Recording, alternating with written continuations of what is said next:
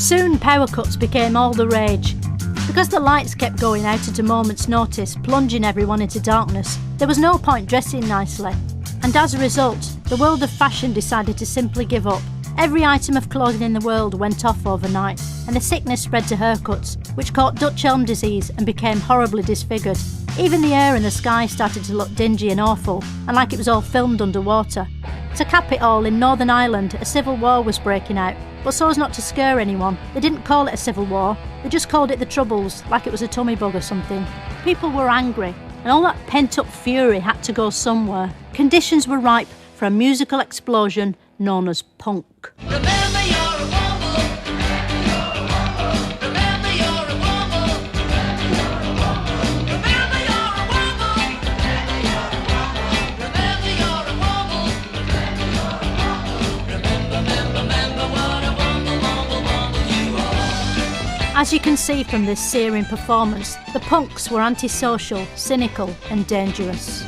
And no punk band was bigger or more shockinger than the Sex Pistols. I am an anti-coaster. I am an anarchoaster. They had shocking names like Johnny Bottom and Sid Knickers, and they wore shocking homemade clothes and put hankies on their heads, hence their famous call to arms, handkerchiefs in the UK. But the most shocking thing they did was swearing on TV, an incident so outrageous that in the time since it first happened, it's only ever been seen again 300 or maybe 400 times in music documentaries. It's what? Nothing, a rude word. Next question. No. What was the rude word? Shit. Was it really? Good heavens.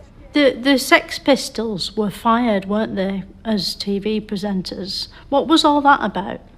Well, I think the thing about the Sex Pistols were that they had a lot of impact because they got a lot of, shock value and sensation in the papers and on telly. And they helped really launch the movement of punk because everybody knew about what they were up to. But I don't understand why they got fired on the telly. Well, they swore. Oh, right, yeah. OK. That was quite shocking back then, wasn't it? Back then it was. Not now, though, No. really. Now you you'd have wouldn't. to do something much bigger, wouldn't you? Yeah. You'd have to, do a poo on the one show or something. Yes. And then, Even then, you might not get fired. what if you sort of then hike your trousers up without even wiping? But punk wasn't the only sign the country had gone to the dogs. In 1978, literally everyone went on strike in the winter of discomfort. Even punks went on strike, refusing to put on their punk uniforms and instead dressing like normal people. Something had to be done, so it was decided to start the 1980s a year early with the election of a new Prime Minister in 1979.